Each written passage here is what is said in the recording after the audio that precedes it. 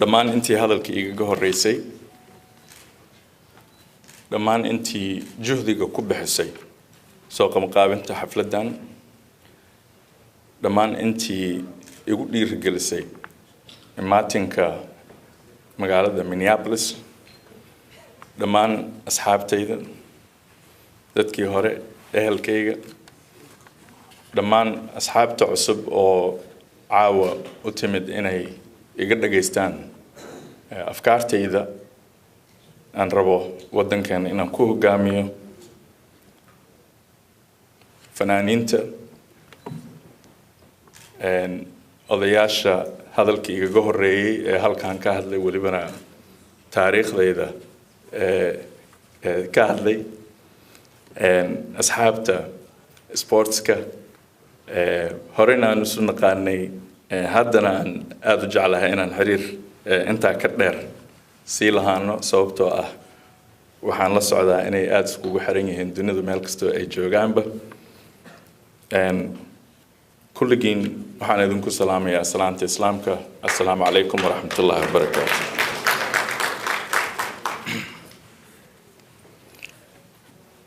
khudbadayda intaanan gelin waxaan jeclaa dhowr wax oo halkan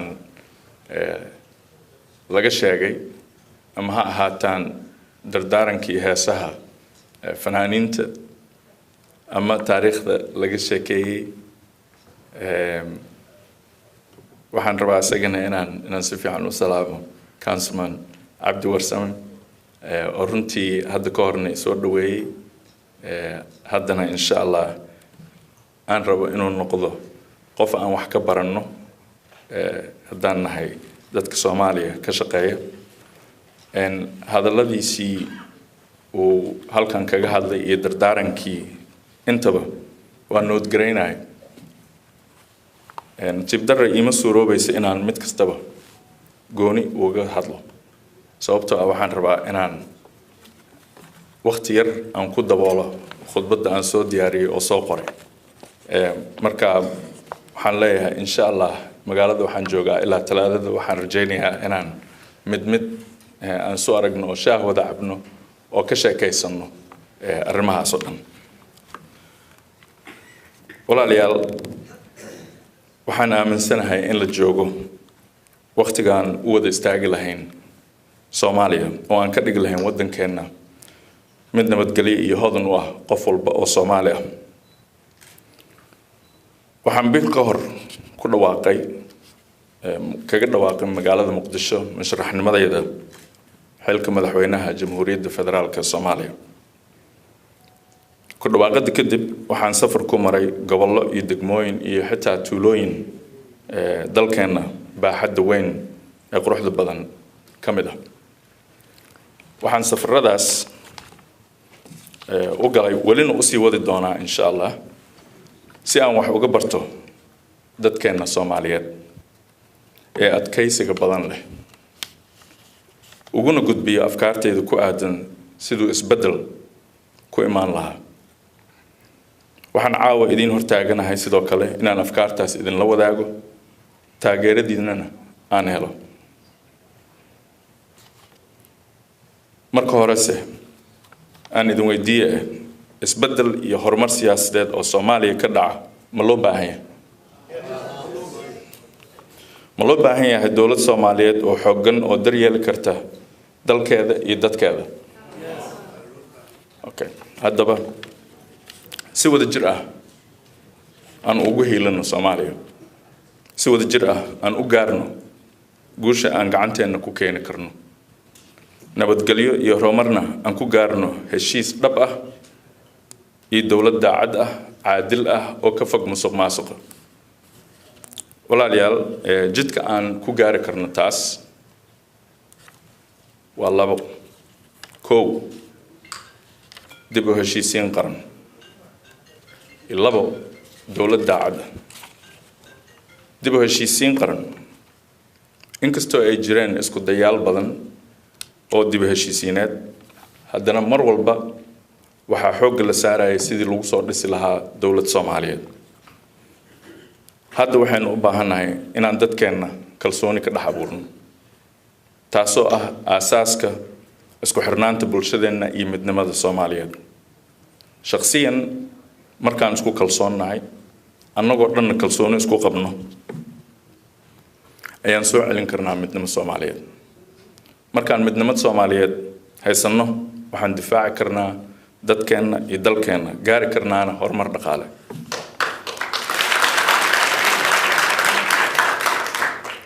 waxaa kaloo iyadana loo baahan yahay inaan garanno in aysan jirin cid kale oo ciidamadeena noo midayn karta, noo dhisi karta, oo mushaar noo siin karta. Soomaali waxay ku mahmaadaa biyo sacbadaada looga dhargaa. Dadyooga kale waa na caawin karaan ilaa xad.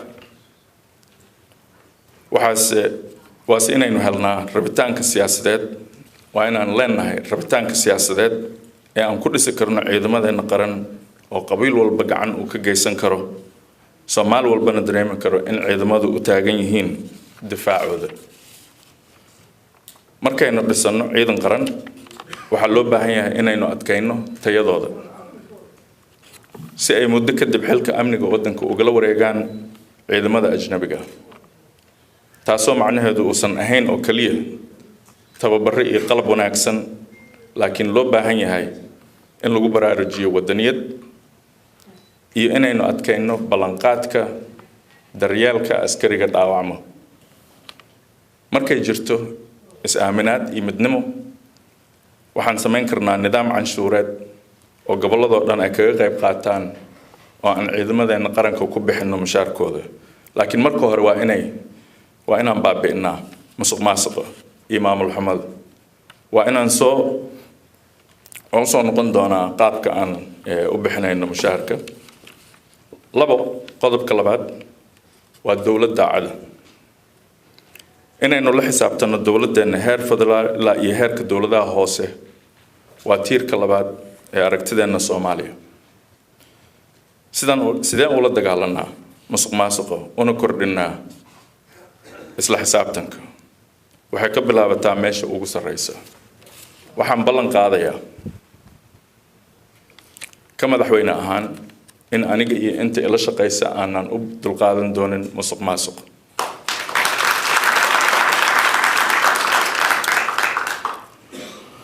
waxaa jira isla xisaabtan la'aan badan oo qaybaha dowladda oo dhan ah, waana inay taasi isbedeshaa. Hay'adaha dowladda waxay u adeegaan oo la xisaabtama shacbiga. Aragtideena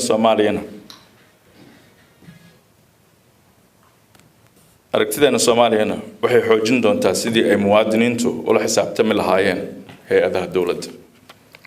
Dowladda cad ahi waxay lagama maarmaan u tahay dib u dhiska Soomaaliya. Si aynu u joojinno musuqmaasuqa, waxaan ku bixinaynaa mushaharka askari walba iyo shaqaalaha dowladda annagoo u furi doona xisaab bangi. Halkaasna qof kasta mushaharkiisa ugu shubi doona, taasoo joojin doonta in la leexsado lacagta mushaharka ama madaxdu ka musuqmaasuqaan ama la yiraahdo waxaa lagu qabtay howlo kale.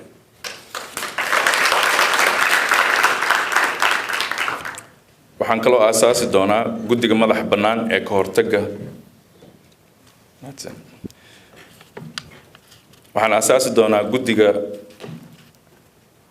bannaan ee ka hortagga musuqmaasuqa oo awood u lahaan doona inay u kuurgalaan dhammaan heerarka kala duwan ee dowladda, ayna sharciga la tiigsadaan iyo weliba in xilka laga qaado ciddii ku dhaqanta musuqmaasuq iyo inay soo celiyaan lacagihii sharci darrada lagu qaatay.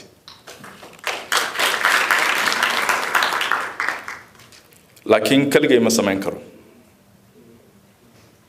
Muwaadin kasta waa inuu igala qayb qaataa oo yiraahdaa ogolaan mayno musuqmaasuq, iyagoo la shaqayn doona kuwa daacadda ah, isla markaana ka soo warbixin doona kuwa musuqmaasuqa ah, soona gaarsiin doona guddiga ka hortagga musuqmaasuqa. Joojinta musuqmaasuqa waxay qaadan doontaa muddo dheer, waxayna u baahan tahay innagoo dhan oo isku duuban inaan ka hortagno. Markaan haysanno aasaas siyaasadeed oo xoog leh, kaasoo ku yimid is-aaminaad iyo midnimo Soomaaliyeed iyo dowlad daacad ah iyo ciidamo qaran oo midaysan, waxaan wax ka qaban karnaa wajiyada kale ee aan waddankeena hore ugu marinayno. waxaa moodaa qaybo ka mid ah khudbadayda inayba jawaab u yihiin hadallada halkan laga soo jeediyey. waxaan ku faraxsanahay councilman Cabdi Warsame dardaarankiisii inuu ka mid yahay khudbadayda. kow, qiyamka dimuqraadiga ama waxa af Ingiriiska lagu yiraahdo democratic values